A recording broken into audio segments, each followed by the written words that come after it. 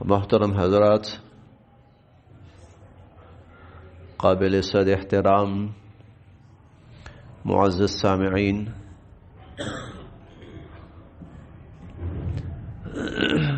اسلام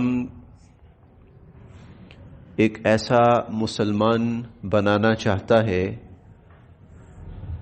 اسلام انسانوں کو ایسا مسلمان بنانا چاہتا ہے جو معاشرے میں دوسروں کے لیے ہر اعتبار سے اچھائی کا، بھلائی کا، شائستگی کا اور وقار کا منظر اور مظاہرہ اور نمونہ پیش کرتا ہو۔ اسلام انسان کو ایسا مسلمان بنانا چاہتا ہے جو شائستہ ہو، با اخلاق ہو، مہذب ہو، باوقار ہو۔ اسلام ایسے مسلمان کو پسند نہیں کرتا جو بدتمیز ہو، بد اخلاق ہو اور بد تہذیب ہو، جس کی زبان خراب ہو، جس کی عادات خراب ہوں، جس کی حرکتیں خراب ہوں۔ اسلام ایسے مسلمان کو پسند نہیں کرتا۔ دوسرے لفظوں میں اللہ رب العزت ایسے مسلمان کو پسند نہیں کرتے، اور نبی کریم صلی اللہ علیہ وسلم ایسے مسلمان کو پسند نہیں کرتے جو بدتمیز ہے، بد اخلاق ہے، گالی گلوچ والا ہے، لڑائی جھگڑے والا ہے، شور شرابے والا ہے، فتنے فساد والا ہے، دنگے والا ہے۔ نہ اسلام ایسے مسلمان کو پسند کرتا ہے، نہ اللہ رب العزت ایسے مسلمان کو پسند کرتے ہیں، اور نہ نبی کریم صلی اللہ علیہ وسلم ایسے مسلمان کو پسند کرتے ہیں۔ قرآن کریم میں اللہ تعالیٰ فرماتے ہیں نا، الد الخصام، اللہ کے نزدیک بدترین لوگ کون ہیں جن سے اللہ نفرت کرتے ہیں؟ الد الخصام۔ الد الخصام بدتمیز، بد اخلاق، بد تہذیب، جھگڑالو، فسادی، یہ الد الخصام ہے، اللہ کے نزدیک ناپسندیدہ لوگ، مبغوض لوگ۔ لہذا کوشش ہمیشہ یہی کرنی ہے اچھا انسان، اچھا مسلمان بنا جائے، زبان کے اعتبار سے، عادات کے اعتبار سے، طور طریقوں کے اعتبار سے، نشست و برخاست کے اعتبار سے، تو پھر یہ مسلمان ہے، یہ مسلمان ہے۔ معاشرے کے اندر، مسجد میں، مسجد سے باہر جو چیزیں میں دیکھتا ہوں، کوشش یہی ہوتی ہے کہ انہی کو فوکس کیا جائے، انہی پر بات کی جائے۔ لہذا چند وہ عادات جو بد تہذیبی کے زمرے میں آتی ہیں اور بد اخلاقی کے زمرے میں آتی ہیں، چند وہ عادات، اور بعض حیثیتوں سے وہ گناہ کے زمرے میں آتی ہیں، تو آج کی اس نشست میں ان چیزوں کا تذکرہ کرنا ہے۔ ایک چیز دیکھنے میں آئی ہے کہ جو شخص جس شخص کی فیلڈ نہ ہو اور جس شخص سے متعلق کوئی بات نہ ہو، وہ سب سے پہلے بولتا ہے۔ جس شخص سے متعلق کوئی بات نہ ہو یا جس شخص کی فیلڈ نہ ہو، وہ سب سے پہلے بولتا ہے، حالانکہ یہاں اس کا بولنا بنتا ہی نہیں۔ آپ کہیں دیکھیں گے کسی محفل کے اندر کوئی شخص کسی سے بات پوچھتا ہے تو وہ ابھی سوچ رہا ہوتا ہے کہ میں جواب دوں، تو چار بندے شروع ہو جاتے ہیں، جی ہم بتاتے ہیں۔ یہ بد اخلاقی ہے، یہ بدتمیزی ہے۔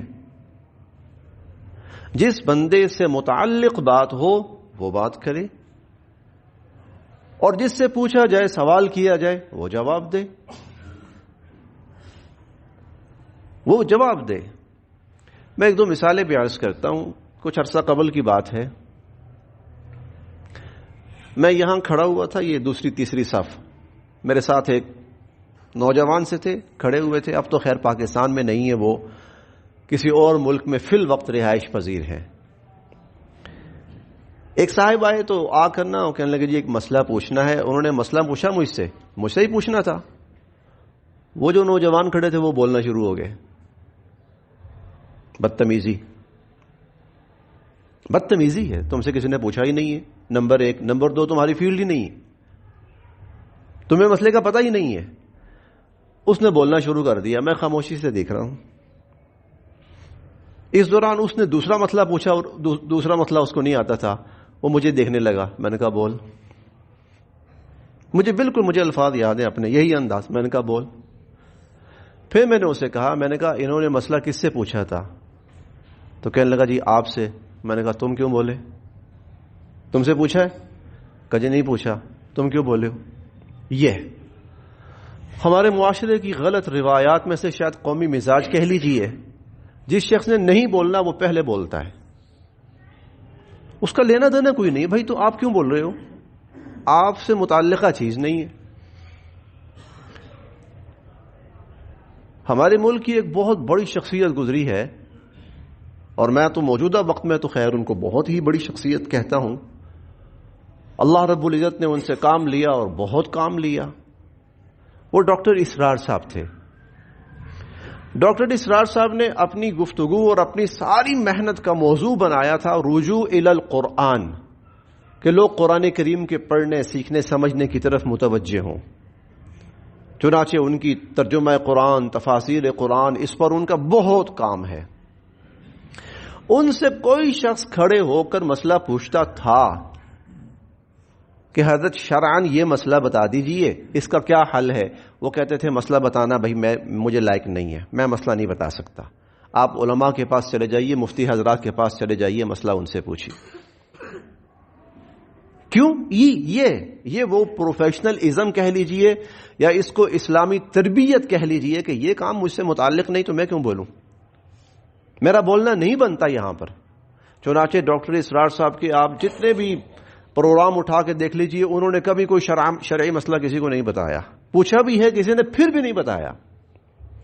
تو ایک جو اہم چیز ہے یاد رکھیے گا کہ جب کوئی شخص کسی سے سوال پوچھے تو جس سے پوچھے وہ بولے، سارا مجمع شروع ہو جائے کرے۔ یہ غلط ہے، یہ بد تہذیبی ہے۔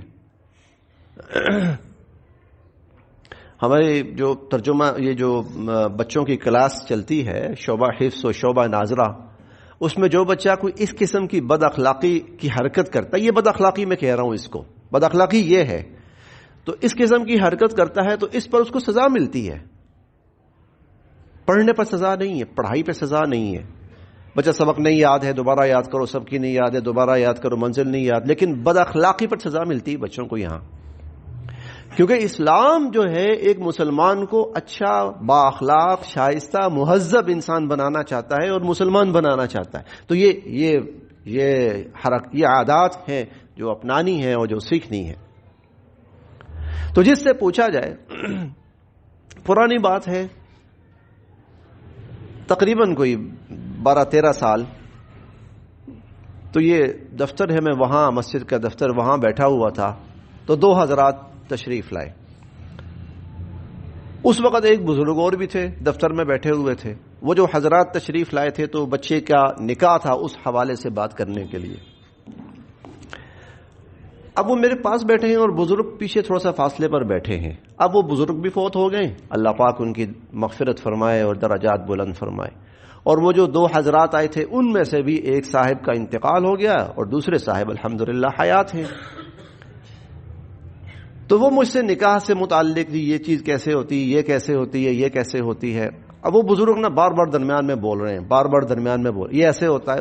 حالانکہ وہ دونوں صرف میرے پاس آئے، ان کے پاس نہیں آئے، ان کے پاس نہیں آئے، لیکن وہ ہماری قومی غلطیاں اور قومی حرکات اور قومی مزاج اور قومی عادات، معذرت کے ساتھ ایک لفظ عرض کرنے لگا ہوں، ٹانگ اڑانا اور پنگا لینا، تھوڑا سا غیر مہذب سا لفظ ہے، لیکن صرف سمجھانے کے لیے عرض کر رہا ہوں۔ اب وہ مجھ سے کوئی بات پوچھیں، وہ بزرگ بول پڑے، مجھ سے کوئی بات پوچھیں، آخر وہ کہنے لگے جناب والا ہم ان کے پاس آئے ہیں، آپ کے پاس نہیں آئے، خاموش ہو جائیے، ہمیں بات کرنے دیجیے۔ اب وہ بزرگ ناراض ہو گئے، مجھے یہ کیوں کہا ہے؟ تو ٹھیک کہا ہے، آپ غلط ہیں، آپ غلط کر رہے ہیں۔ تو یہ جس کا متعلقہ کام ہو، جس کا متعلقہ کام ہو، بس وہی شخص اس کے اندر انوالو ہو، اسی سے پوچھا جائے اور وہی جواب دے۔ یہاں 8-10 آدمی بیٹھ جائیں، کوئی آدمی آئے جی یہ مسئلہ پوچھنا ہے، کہے گا میں بتاتا ہوں، دوسرا کہے گا میں بتاتا ہوں، پتہ کسی کو بھی نہیں ہے، پتہ کسی کو بھی نہیں ہے۔ 10 آدمی کہیں گے نہیں میں بتاتا ہوں، پھر آپس میں بحث شروع ہو جائے گی، نہیں جی یہ مسئلہ ایسے نہیں ایسے، یہ مسئلہ ایسے نہیں ایسے۔ آپ دیکھیں ہم باہر گلیوں میں، سڑکوں پہ، دکانوں پہ شرعی مسائل پر لوگ بحث کر رہے ہیں جن کو اس مسئلے کی بنیاد کہیں نہیں پتا، نہیں پتا. فتنہ یہاں سے پھیلتا ہے، مصیبت یہاں سے پھیلتی ہے. ابھی 2-3 روز قبل آپ اچھرا بازار کا پتہ ہوگا واقعہ، آپ کو اچھرا بازار کا پتہ ہوگا آپ کو واقعہ. لوگوں کو پتہ ہی نہیں تھا کہ صورتحال کیا ہے. ہر کوئی بڑھ چڑھ کے بول رہا ہے جی قرآن کی گستاخی ہے، قرآن کی گستاخی ہے، پکڑو جی، مارو جی، مقدمہ درج کرو جی. کچھ بھی نہیں تھا، کچھ بھی نہیں تھا، کچھ بھی نہیں تھا. یہ وہی چیز ہے جو ہمارا غلط مزاج بن گیا کہ ہر بندہ وہ ہر معاملے میں ٹانگ اڑائے گا اور ہر بندہ ہر معاملے کے اندر حصہ لے گا. نہیں بھائی، کیوں حصہ لینا ہے؟ جو قرآن لکھا ہوا ہے، ارے بھائی پڑھ کے دکھاؤ کون سی آیت لکھی ہوئی ہے. قرآن لکھا ہوا، قرآن کی آیات والا لباس پہنا ہوا ہے. ارے بھائی ایک حرف بھی قرآن کا نہیں لکھا ہوا اس کے اوپر، وہ تو کسی کمپنی کی تشہیر ہے اور وہ عربی پروڈکٹ ہے، اسی لیے اس کے اوپر عربی کے اندر لکھا ہوا ہے، عربی میں اس کے اوپر لکھا ہوا ہے. اچھا آپ ایک عجیب منظر دیکھیں گے، تدفین ہو رہی ہو نا، تدفین کے موقع پر قبر کے اوپر 20-25 افراد کھڑے ہوتے ہیں اور ہر بندہ اس وقت مفتی اعظم بنا ہوتا ہے. اور نہیں ایسے کرو جی، اور یہ کرو جی، اور وہ کرو. بھائی کیوں؟ تمہیں پتا ہے؟ اور میت کو اکثر غلط دفن کیا جاتا ہے. 90% میت غلط دفن کی جاتی ہے کیونکہ اوپر 25 مفتی حضرات کھڑے ہوئے ہیں. پتہ کسی کو بھی نہیں ہے. ہاں جس کو پتا ہے وہ ضرور آئے اور پوری ذمہ داری کے ساتھ اس کام کو لے کے چلے اور اس کو انجام تک پہنچائے. تو ایک ہمارے معاشرے کی اس پر حضور علیہ الصلوۃ والسلام کی حیات مبارکہ میں ایک واقعہ پیش آیا. صحابہ کرام کو بھیجا حضور علیہ الصلوۃ والسلام نے، جاؤ یہ کام کرو. بلکہ 2 صحابہ کرام گئے. اچھا سفر میں رات بھی گزری، رات بھی ہو گئی، سو گئے. تو سفر کی حالت میں ایک شخص کو غسل کی حاجت پیش آئی. اچھا غسل کی حاجت پیش آئی، سخت سردی تھی اور پانی وہاں بے انتہا ٹھنڈا تھا. یہ تو اللہ کا شکر ہے اب ہمارے ہاں آسانیاں ہو گئی ہیں. تیمم کا حکم نازل ہو چکا تھا کہ اگر پانی کسی وجہ سے آدمی استعمال نہیں کر سکتا، قادر نہیں ہے، تو وہ مٹی سے پاکی حاصل کر سکتا ہے، تیمم کر سکتا ہے. اب اس کو غسل کی حاجت پیش آئی، صبح ہو گئی، اٹھا وہ کیا کرے. اچھا زخمی بھی ہے، وہ سفر میں اس کو زخم بھی آیا، غالباً سر پہ زخم تھا. اب غسل کرتا ہے، ایسی حالت میں پانی زخم میں پڑتا ہے تو اس کی جان کو خطرہ ہے. دوسرے نے کہا نہیں غسل کرنا پڑے گا، نہ ہو غسل کرو. وہ کہنے لگا بھائی میں اگر اس حالت میں غسل کرتا ہوں تو میرے لیے خطرہ ہو سکتا ہے. نہیں غسل کرنا ہے. اس نے غسل کروایا، نتیجہ یہ ہوا کہ وہ صحابی فوت ہو گئے. ٹھنڈ تھی، پانی گیا سر میں، زخم کے اندر پانی گیا اور وہ انفیکشن کر گیا اور اس کی ڈیتھ ہو گئی.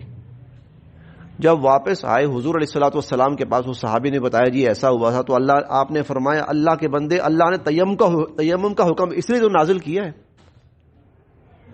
دیکھیں ایک بندے کی جان چلی گئی. وہ شخص بات کر رہا ہے جس کو نہیں پتا. تو اچھی عادت یہ ہے، اسلام کا حکم یہ ہے، اسلام کی تعلیم یہ ہے کہ ہر شخص وہ بات کرے جو اس سے متعلقہ ہے اور جس سے پوچھا جائے وہ بولے. ہر بندہ اپنے آپ کو آگے نہ کرے. میرے پھوپھا جان ایک واقعہ سنایا کرتے تھے، یہاں تشریف بھی لاتے ہیں. واقعہ بڑا دلچسپ ہے، پرانا ہے. سعودی عرب جایا کرتے تھے، وہ بڑا عرصہ سعودی عرب رہے ہیں. کہنے لگے میں سعودی عرب جانے لگا تو میرے ایک دوست تھے، انہوں نے مجھے کہا قاری شفیع صاحب اب تو فوت ہو گئے کہ قاری صاحب آپ سعودیہ جا رہے ہیں تو یہ نا ایک مسئلہ ہے، آپ جا رہے ہیں تو وہاں بڑے بڑے علم والے لوگ ہوں گے، تو آپ ان میں سے کسی سے نا یہ مسئلہ پوچھئے گا اور اس کا حل مجھے بتائیے گا. لیکن یہ کافی پرانی بات ہے، کم سے کم بھی کوئی 35-40 سال پرانی بات، شاید اس سے بھی زیادہ. تو پھوپھا جان کہتے ہیں میں چلا گیا، اور جب میں گیا اور میرا جو اپنا علاقہ تھا وہاں کے جو بڑے صاحب علم تھے تو میں نے ان سے پوچھا، میں نے کہا حضرت یہ ایک مسئلہ ہے پاکستان کا، تو میرے ساتھی انہوں نے پوچھا تھا تو آپ مجھے بتائیے اس کا کیا حل ہے، مسئلہ کیا ہے؟ وہ کہنے لگے بھائی ایسا ہے، میں نہیں بتا سکتا، البتہ جو میرے سینئر ہیں جو صوبائی لیول کے بڑے عالم ہیں تو میں ان سے پوچھوں گا۔ خیر ان کی ملاقات ہوئی اس بڑے عالم سے، انہوں نے اس سے پوچھا، انہوں نے کہا بھائی ایسا ہے کہ یہ مسئلہ جو ہے میں تو نہیں بتا سکتا، تھوڑا سا غیر متعلق ہے، لہٰذا جو ہمارے بڑے ہیں نا میں ان سے پوچھوں گا۔ جب اس بڑے سے پوچھا انہوں نے کہا بھائی ایسا ہے، سعودی عرب کے بہت بڑے جو مفتی اعظم ہیں شیخ عبداللہ جو بن باز، فوت ہو گئے اب تو، شیخ بن باز جو تھے پوری دنیا کے وہ مفتی اعظم تھے بڑے، تو میں کوشش کروں گا کہ یہ مسئلہ ان کی خدمت میں پیش کروں، لیکن فی الوقت وہ گئے ہوئے ہیں کہیں بیرونی سفر پر، بن باز آئیں گے، شیخ بن باز آئیں گے تو میں ان کی خدمت میں پیش کروں گا۔ شیخ بن باز جب آئے واپس اور وہ فتویٰ مسئلہ ان کی خدمت میں پیش کیا گیا کہ حضرت پاکستان سے یہ مسئلہ کسی نے پوچھا ہے اور یہاں پہ آئے ہیں وہ صاحب، تو انہوں نے کہا بتائیے، تو بن باز نے کہا کہ پاکستان جائیے، اس علاقے کے جو کوئی اچھے صاحب علم ہیں ان سے پوچھئے، کیونکہ وہاں کے مزاج اور ماحول کا ہمیں نہیں پتہ۔ یہ ہوتی ہے علمی احتیاط اور یہ ہوتے ہیں صاحب علم۔ یہ اصول ہے کہ وہ بندہ بات کرے جو بندہ بات کرنے جس سوال کا جواب رکھتا ہے، جس کے پاس اہمیت ہے، جس کے پاس بنیاد ہے۔ وفات پا گئے ہیں دارالعلوم اسلامیہ کے بہت بڑے عالم دین تھے مولانا مشرف صاحب، وہ عمرہ کے لیے تشریف لے گئے تھے اور وہیں پر غالباً مسجد نبوی کے اندر ہی ان کا انتقال ہوا ہے۔ مولانا مشرف صاحب یہاں پر بھی تشریف لائے تھے، غالباً 2009 کے اندر یہاں پر بھی تشریف لائے تھے، بہت ہی بڑی علمی شخصیت تھے مولانا مشرف صاحب۔ میں نے ان کا ایک پروگرام تھا، میں اس میں بیٹھا ہوا تھا تو انہوں نے خود یہ مسئلہ بتایا، کہتے ہیں کہ ایک صاحب سے کسی نے پوچھا جی وہ تیمم کرنا ہوتا ہے، مٹی سے وضو کرنا ہوتا ہے، وہ کیسے کرتے ہیں، اس کا کیا طریقہ ہے؟ انہوں نے کہا مٹی لو، اس سے پہلے اپنے ہاتھ پہ ملو، ہاتھ سے ملنے کے بعد پھر تھوڑی سی مٹی لو اور اس سے اپنے دان صاف کرو، گویا کلی ہوئی، پھر تھوڑی سی مٹی لو اور اس سے ناک صاف کرو تو ناک، پھر تھوڑی سی مٹی لو اور اس سے چہرے کے اوپر ملو، اور پھر بازوؤں کے اوپر، اور پھر مسح کرو، اور پھر پاؤں کے اوپر وہ مٹی ملو، مسح کرو، تو آپ کا تیمم ہو جائے گا۔ اور اللہ کے بندے، تیمم میں صرف 2 چیزیں ہیں، ایک دفعہ مٹی پہ ہاتھ ملنا ہے، چہرے پہ ملنا ہے، اور دوسری دفعہ مٹی پہ ہاتھ ملنا ہے اور بازو پہ ملنا ہے، بس۔ کلے بھی کرو، ناک میں بھی ڈالو، غلط ہے بھائی، بالکل غلط ہے۔ اس بندے کو نہیں پتا مسئلے کا، نہیں پتا تو کہہ دو کہ مجھے نہیں پتا۔ امام مالک رحمت اللہ علیہ مدینہ منورہ کی بہت بڑی علمی شخصیات میں سے تھیں، اور امام مالک رحمت اللہ علیہ نے کتاب لکھی حدیث کی، موطا امام مالک۔ ہمارے ہاں تو ذرا مشہور ہو گیا ہے کہ صحیح بخاری سب سے افضل اور سب سے مستند کتاب ہے، لیکن امام صحیح بخاری کے مشہور ہونے سے پہلے موطا امام مالک قرآن کریم کے بعد سب سے مستند کتاب تسلیم کی جاتی تھی، موطا امام مالک۔ اور امام مالک رحمت اللہ علیہ وہ صاحب علم تھے کہ حکمران ان کی محفلوں میں آ کر بیٹھ کر علم حدیث حاصل کرتے تھے، اور علم حدیث حاصل کرنا سعادت سمجھتے تھے امام مالک رحمت اللہ علیہ۔ اور مدینہ کا گورنر راستے میں چلتے ہوئے کہنے لگا حضرت بڑی سعادت کی بات ہے، آپ سے ملاقات ہو گئی ہے، تو میں نے حضور علیہ الصلوۃ والسلام کی کچھ حدیث مبارکہ کے بارے میں آپ سے بات کرنی تھی۔ تو ان کے ہاتھ میں چھڑی تھی اور اس کو 10 دفعہ چھڑی ماری۔ انہوں نے کہا تمہیں حضور کے فرمان کا ادب نہیں تمہیں پتا؟ حضور علیہ الصلوۃ والسلام کے فرمان کا، علم کے حصول کا ادب یہ ہے کہ جب بیٹھنے کی کوئی محفل ہو، علم کی محفل ہو، وہاں آؤ، آ کر بیٹھو اور بیٹھ کر علم حاصل کرو۔ یہ کیا طریقہ راستے میں چلتے ہوئے جی میں علم حاصل کرنا چاہتا ہوں، یہ طریقہ ہے کوئی؟ اسے 10 چھڑیاں ماری۔ اور پھر اسے کہا میرے پاس آنا جب میں پڑھانے بیٹھوں گا. جب وہ بیٹھے تو کہا میں نے تمہیں چونکہ 10 چھڑیاں ماری تھیں اس لیے میں حضور علیہ الصلوۃ والسلام کی 10 احادیث مبارکہ تمہیں سناتا ہوں تاکہ ان کا ازالہ ہو جائے. پھر کرتے کرتے 40 تک ان کو احادیث مبارکہ حضور علیہ الصلوۃ والسلام کی سنائیں. امام مالک رحمہ اللہ اتنی بڑی صاحب علم شخصیت, 4 بڑے فقہا معروف ہیں نا, امام ابو حنیفہ رحمہ اللہ اور امام شافعی رحمہ اللہ, امام احمد بن حنبل رحمہ اللہ اور امام مالک رحمہ اللہ, جن کی دنیا تقلید کرتی ہے, فالو کرتی ہے جن کو, ان میں سے ایک امام مالک رحمۃ اللہ علیہ ہیں, فقہ مالکی کے امام ہیں. ان کے پاس کچھ لوگ آئے, کہا حضرت یہ مسئلہ کیسے ہے؟ فرمایا لا ادری, مجھے نہیں پتا, میں نہیں جانتا. پھر دوسرا مسئلہ پوچھا, حضرت یہ مسئلہ کیسے ہے؟ فرمایا لا ادری, میں نہیں جانتا, مجھے نہیں پتا.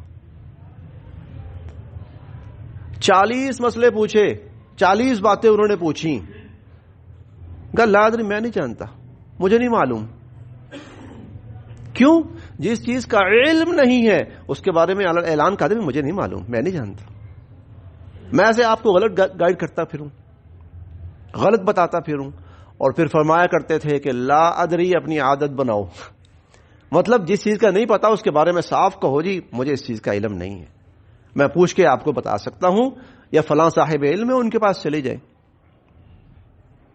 تو ایک عادت, اچھی عادت اپنانی ہے, بری عادت سے بچنا ہے. اور اچھی عادت یہ ہے کہ جس شخص سے جو بات پوچھی جائے تو وہی اس کا جواب دے, اور جو شخص متعلقہ ہے وہی جواب دے. ہر بندہ اپنی بحث نہ چھیڑے, ہر بندہ مسئلہ بتانے کی کوشش نہ کرے, ہر بندہ بات بتانے کی کوشش نہ کرے. میری طبیعت خراب ہوتی ہے نا, مجھے کوئی کہتا ہے جی یہ دوائی کھا لیں, دوسرا کہتا ہے جی یہ کھا لیں, تیسرا کہتا ہے یہ کھا لیں. بھائی میں نے آپ سے پوچھا ہے کہ میں کون سی دوائی کھاؤں؟ خامخواہ ڈاکٹر بنے ہوئے. ہاں میں کئی دفعہ میری طبیعت خراب ہوتی ہے, سب چھوڑیں جی یہ میں آپ کو بتا رہا ہوں یہ کریں, آپ سب چھوڑیں جی میں آپ کو بتا رہا ہوں آپ یہ کریں. یہ سمن آباد کے اندر ایک حکیم صاحب تھے, عظیم آفتاب ان کا نام تھا, فوت ہو گئے, اللہ کو پیارے ہو گئے. 3 سال پہلے رمضان میں ان کا انتقال ہوا. سردیوں کے موسم میں ان کے پاس گیا, مجھے نزلہ زکام تھا, ان سے میں نے دوائی لی, گھر لے آیا, دوائی کھائی, مجھے افاقہ ہو گیا. کچھ وقت گزر گیا, 4-5 ماہ گزر گئے, طبیعت پھر خراب ہوئی, میں نے وہی دوائی اٹھائی کھائی, حکیم صاحب نے دی تھی نزلہ زکام کے لیے, میں نے پھر وہی کھائی, طبیعت ٹھیک نہیں ہوئی. میں حکیم صاحب کے پاس گیا, میں نے کہا حکیم صاحب آپ نے یہ دوائی دی تھی تو میں نے یہ کھائی تھی, میں ٹھیک ہو گیا تھا, اور اب پھر میں نے یہ دوائی کھائی ہے تو میں ٹھیک نہیں ہوا. کہنے لگے جب خود حکیم بنو گے تو یہی حال ہوگا. میں نے کہا جی میں خود حکیم نہیں بنا, یہ تو آپ نے دوائی دی ہے. کہنے لگے کب دی تھی؟ میں نے کہا سردیوں میں. کہتا اب کیا ہے؟ میں نے کہا گرمیاں. کہتا میرے بھائی ہم اجزاء تبدیل کرتے ہیں موسم کے اعتبار سے, موسم کے اعتبار سے اجزاء تبدیل ہوتے ہیں, اس سے انسان کی طبیعت, مزاج اور بیماری پر اور صحت پر اور علاج پر فرق پڑتا ہے. اب میں آپ کو دوائی دوں گا, میں آپ کو یہ دوائی اب نہیں دوں گا. کیوں؟ موسم بدل گیا ہے, اب موسم کا تقاضا کچھ اور چیز ہے, اب موسم کا تقاضا کوئی اور دوائی ہے. دیکھیے یہ شخص جو اپنی فیلڈ کا ماہر ہے, ہم میں سے ہر شخص مفتی نہ بنے بھائی, ہر میں سے ہر شخص ڈاکٹر نہ بنے بھائی. اگر کوئی کسی سے پوچھتا کوئی بھی ڈاکٹر صاحب فلاں جگہ موجود ہے ان کے پاس جائیں, ڈاکٹر صاحب سے پوچھیں. کوئی علم کا مسئلہ ہے بھائی فلاں صاحب علم ہے ان سے پوچھیں. خاص طور پر طلاق جیسے حساس معاملات, میں طلاق کا مسئلہ نہیں بتاتا, ایک جنرل مسئلہ بتا دیتا ہوں, ایسا ہو تو ایسا ہوتا ہے, جنرل مسئلہ بتا دیتا ہوں. میرے پاس کوئی بھی آئے جی فلاں نے فلاں کو یہ کہا یا فلاں نے یہ کہا, میں طلاق کا مسئلہ نہیں بتاتا. میں کہتا ہوں لکھ کر مفتی صاحب کے پاس جاؤ اور مفتی صاحب سے پوچھو, کیونکہ یہ تو جائز اور ناجائز اور حلال اور حرام کا مسئلہ ہے. اگر طلاق ہو گئی ہے اور میں کہوں طلاق نہیں ہوئی اور وہ دونوں مرد اور عورت ساتھ رہتے ہیں تو وہ تو حرام کے مرتکب ہو رہے ہیں, اور خدا نخواستہ اگر ان کی اولاد ہوتی ہے تو وہ تو اولاد ہی ثابت النسب نہیں ہوگی, ثابت النسب نہیں ہوگی. یاد رکھیے ہمارے یہاں فلموں اور ڈراموں کے اندر یہ مسائل عام بیان کیے جا رہے ہوتے ہیں جس کی بنیاد ہی غلط ہوتی ہے. جس شخص کا کام ہے, جس شخص کی ذمہ داری ہے, وہ شخص اپنا کام کرے. پوچھنا ہے اسی سے پوچھا جائے اور جس سے پوچھا جائے وہی بولے. تو ایک بات تو آپ حضرات کے سامنے یہ عرض کرنی, چونکہ ہمارے معاشرے میں یہ چیز بہت زیادہ ہے.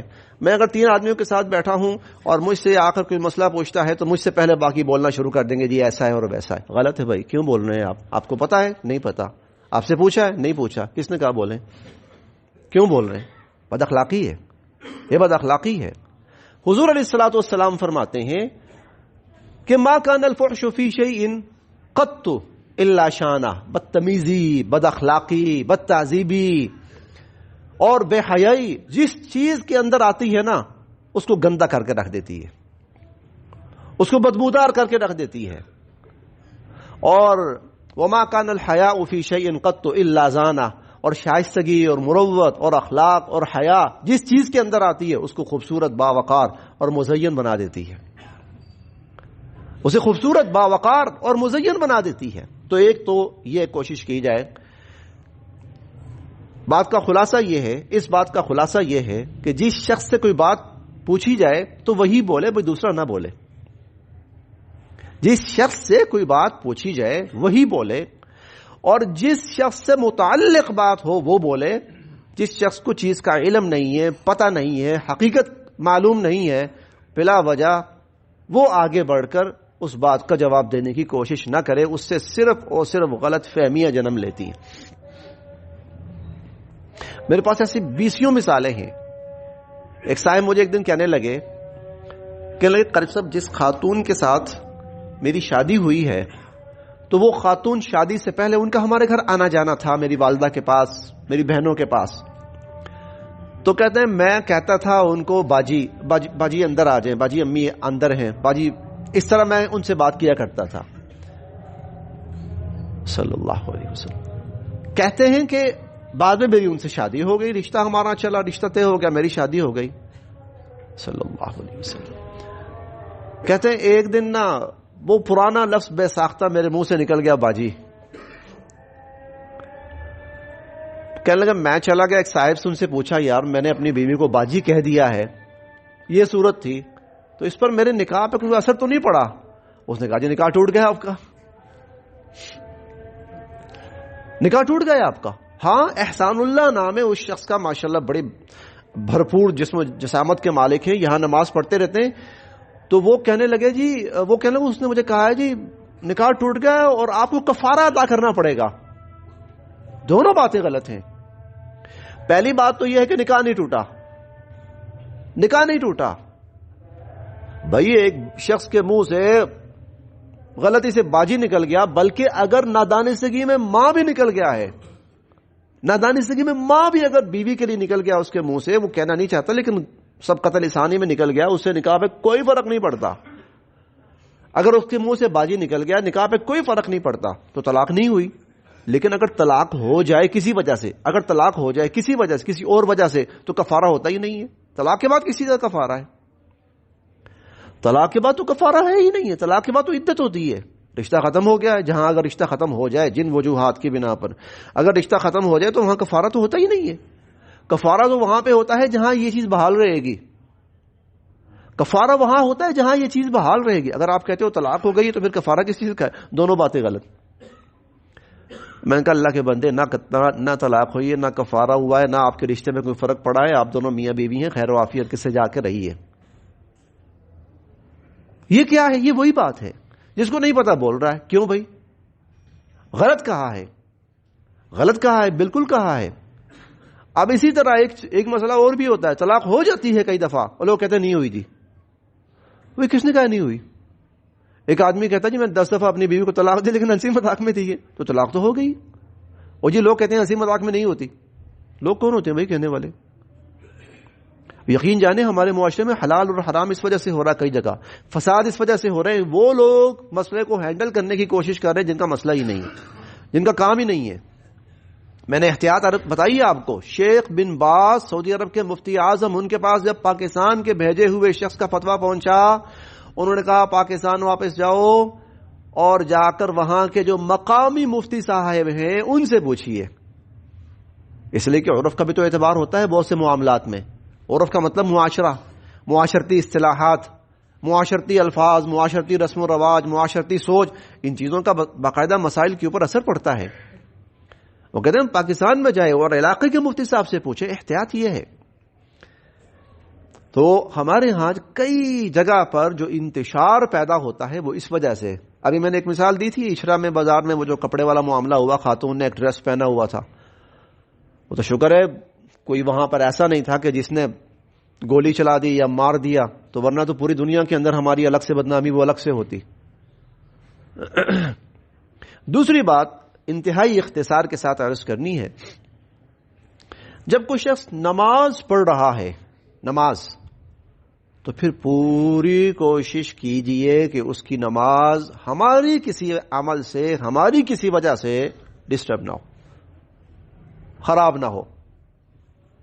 کوئی شخص اگر نماز پڑھ رہا ہے تو پھر کوشش کیجئے کہ ہمارے کسی عمل سے بھی, کیونکہ گزشتہ کچھ دنوں سے میں دیکھ رہا ہوں مسجد میں نماز کے اوقات میں نا کچھ عجیب سا شور شرابہ غلط ہے. نماز پڑھنے والے کے پاس اتنی اونچی آواز سے بات کرنا, کئی دفعہ کسی صاحب کا فون آتا ہے, وہ اتنی زحمت نہیں کرتے کہ اٹھ کے باہر جا کے فون سن لیں, لوگ نماز پڑھ رہے ہیں تو میرے فون سننے کی وجہ سے ان کی نماز خراب نہ ہو. اگر کسی کا فون آیا ہے اور وہ فون سننے لگا ہے, لوگ نماز پڑھ رہے ہیں, تو اس کے لیے وہاں لوگوں میں فون سننا جائز نہیں ہے. وہ لوگوں کی نماز خراب کرے گا, گناہگار ہوگا, غلط ہے.